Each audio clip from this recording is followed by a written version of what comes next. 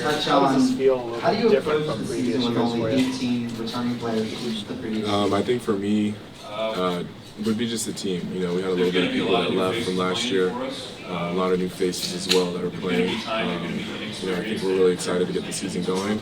I think the young guys are really eager, who haven't been out there, really talented young guys that are ready to just compete and fly around and have some fun. Yeah, I think for me it's weird being the old guy on the block.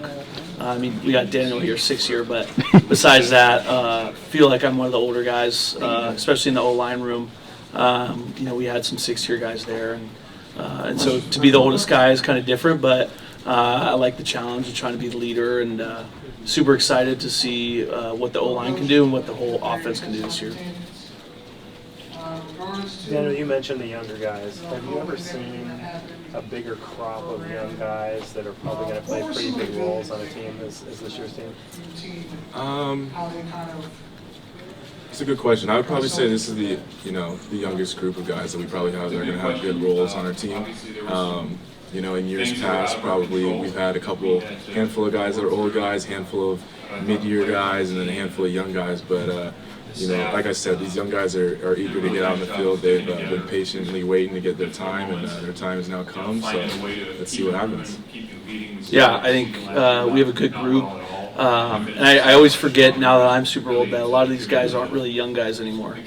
So in my eyes, they're 2 years younger than me, but really they're juniors. So it's kind of their time to step up, and they have a lot of talent. So we're super excited about that, and they're really excited to play. And so when guys are excited to play and want that role, that's always something special. Who are some of those young guys that kind of surprised you during this, off season? Yeah, I mean, there's a bunch that we can name. I'll go defensively first. Yeah, you go defensively first. I mean, defensively, you got Lou again coming in the corner, Colin, Isaiah. You know, you got young linebackers, Femi. You know, we got the transfer Sermon coming in, Blake Anzalatis. Safeties, you got Hunter Barth, Ray Woody, Miles Williams. And then interior guys, you got a lot of young guys, Ethan Saunders, Ricky Correa, Keely Calhoun. So like I said, they've been eating out there in the workouts in the summer, so I'm excited to see all that hard work pay off. Yeah, offense, ton of young guys that have lots of talent. J. Mike Sturdivant's going to be able to play a lot more this year. He's really uber talented. Same with Maven Anderson. And then also got a mid-year guy, Jay Knott, who's really proved a lot and is already, doing the right things as a early enrollee. So super excited to see what he can do in that loaded off running back room.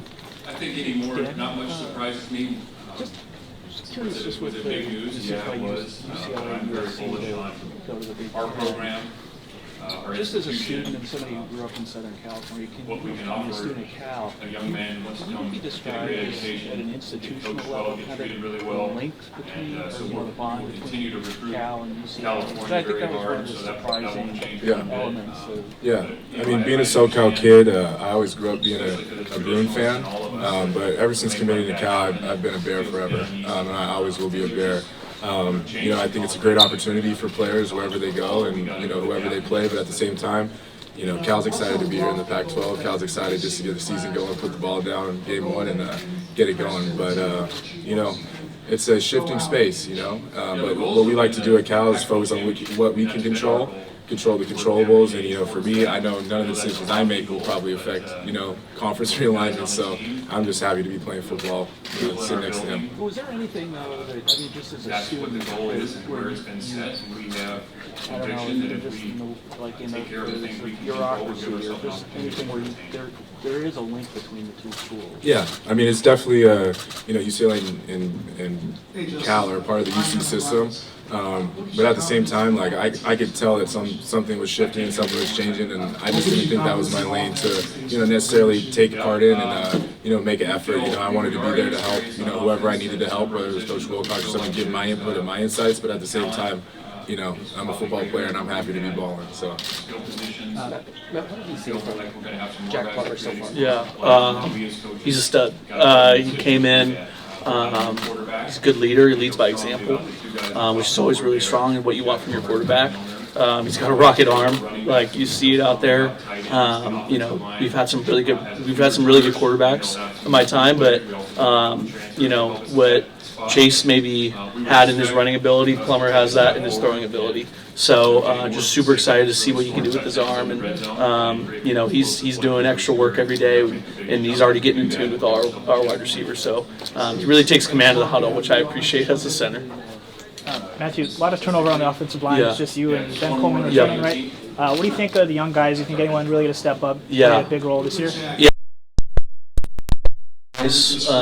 Deep, I think, who've played with the ones and you know, have either this past spring or coming in from a different school. We got 2 transfers too. Yeah, Spencer Lovell and TJ Sessions. TJ was in the national championship game for that for Montana State last year in FCS. And Spencer, you know, was a good rotational player at ASU and is looking to get his opportunity. But then, you know, on the same token, we got Brian Driscoll coming back from an injury who got some serious minutes last year. Braden Rome, who played left tackle for us when Will Craig got hurt. And then we got Everett Johnson and Bashan Swinney, both uber talented guys, big guys that can really step into that role. And, you know, as they continue to play, they'll learn more. Offensive line is the most developmental position, definitely out on the field. So we'll be really solid.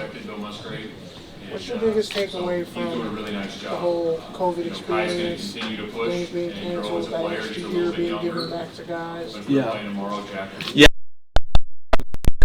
It's not ideal. You know, obviously there's people out there getting sick, so it's more than just football, so we appreciate that. But it sucked to not get to play some of those games, but we just move on. And I think me and Daniel were talking about it, like we grew closer as a team. And I think last year some things happened, and you know, we came back strong, and now we have some serious momentum going into this year. So you know, everything happens for a reason, and it's unfortunate, but I think it helped us grow together, and hopefully that shows this year. What was the biggest thing that you learned from yourself as a player through all that adversity? More than a player, if that makes sense. I think you kind of realize, like, okay, some things are bigger than football, and you find out what you really love. And I love football, and I love working at it, and so you take that, you kind of take those two, and you combine them together, and that really helps your mindset shift, and that you want to work hard, you want to do the best you can because that's what you love, but you also know that there's more than just football out there. And the rivalry with Stanford, obviously, big games. Yeah. What's the most important part about that rivalry that you want the young guys to understand? Keeping the axe or getting the axe back, that's for sure. But it's a storied tradition. You know, it's been hundreds of years that Cal and Stanford have been playing each other. You know, you got the big game, the big play that happened 40 years ago, so it's a traditional rivalry, but at the same time, it's a football game. You know, it's one of the 12 games we have this year, and we need to win. So keeping that axe is on the top of our mind. I think the other cool thing is you'll be in class all week. Professors will be talking about it. Students will be talking about it. So like the buzz about it is just crazy, unlike any other game. And you know, when we beat Stanford for the first time in 10 years, 2019, we had guys crying out on the field, hugging us. So you see how much it means to the fans, and then that helps you in turn kind of realize what it means to you. How much interaction have you had with Marshawn Lynch? He's come around, yeah. He's come around here and there. You know, every time he comes on the campus, it's a couple big eyes and whatnot. We're really happy to see him, and he's always a character. You know what I mean? He's a funny guy, but he's highly intelligent. He's a great man to know. So trying to connect with him, stay in contact with him, you know, gotta love the beast mode. To add to the Stanford comments, Berkeley hasn't won against Stanford at Cal Memorial since 2008. So my question to you is, how important is it for you to get the win at Cal Memorial? Yeah, it's super important. You know, we've done it over there a couple times now in recent history, but you know, we want to do it in front of our home fans. Our fans travel well over there, but just to be, you know, at Cal Memorial, Strawberry Canyon, you know, there's nothing like it hearing the band play. So it's going to mean a lot to us, that game, and hopefully we can go out there and just give it our all, and hopefully the rest will fall into place. Do either of you have any red in your wardrobe? No. No. Daniel, the takers, Ashton Davis, Cam Bynum, Jalen Hawkins, Elijah Hicks. I heard you guys like always went above and beyond, film study, What are you doing to like bring up the next generation of takers behind you? It's like you said, film study. The big thing we like to preach is just practice like a pro, right? So when you're watching film, are you not just watching it for the pleasure of it? Are you trying to like have some type of goals, mindset in place? You know, like you said, you had some great guys in front of us that you know you got to learn from. But I'm not just the old guy there. You know, you got Miles Williams, a couple other 4th and 5th years that got to learn from those amazing individuals. You know, you had Josh Strait and Elijah just in our room last year, and just picking their brains has been huge for all of our progress and development as a player. So that's what I'd say there. Yeah. How much have you had a chance to kind of enjoy the Bay Area, in particular Oakland, in your time in there? Yeah, we love going there. I think the best part about that area is the food. So, you know, guys will be going to Hot Boys, guys will be going to get food over there all the time. You know, so Some tacos. Yeah, tacos, Chili Linda, get some shout outs here. But yeah, we love Oakland. I think we love that connection, and you know, with some of the teams leaving Oakland, we hope that we can be Oakland's team. Yeah, being a SoCal kid, I think, you know, you got a little rivalry with the Bay and LA, but you come to learn a lot and enjoy and soak everything in the Bay, you know, and it's a unique community, it's a unique culture, it's a strong culture, but it's been an amazing 5 and 6 years for us being in the Berkeley community.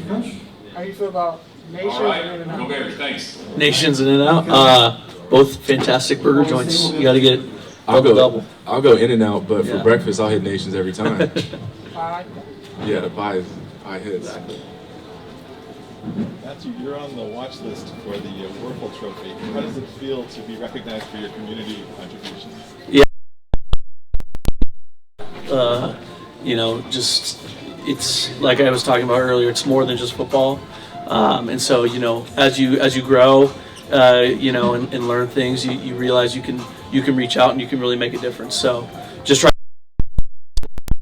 others and to do things in the community that I get a chance to do. So it was a huge honor alongside my teammate Trey Pastor. So just honored for my name to be even associated. Matthew, correct me if I'm wrong. Your first start was 2019 against UC Davis. Yep. You played a huge role the following week. Yeah.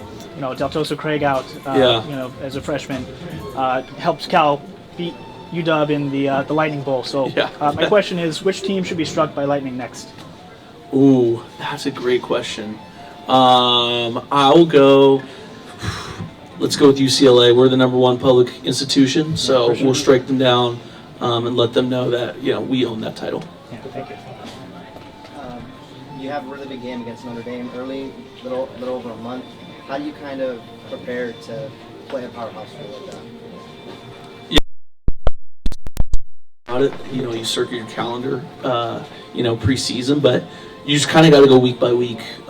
You start thinking about them too early. You're going to overlook the opponents ahead of you. Also, if you're watching film too early, you might start seeing ghosts, things that aren't really there. So you just got to take it week by week, do the same routine that you usually do, and the rest will take care of itself. But obviously, super excited to go over there and get that opportunity.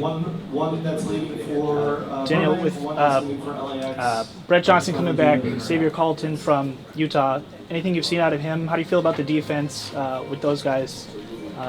Feeling better defense next year? No, yeah, I'm very confident with our group. We added some good transfers with Odua, Xavier Carlton, like you said, Jackson Sermon inside. I think we got a little bit of depth this year that'll surprise some people. But at the same time, we're always going to be storied Cal defense. Strong, hard nosed, and whatnot. So we're excited to get going. That's for sure. But Brett's coming back off his injury. He's looking great. Xavier came in, and even though he's a transfer, he's doing a great job leading some younger guys too. So I'm excited. I'm definitely excited. Thanks, guys. Alrighty. Thank you. Thank you, guys.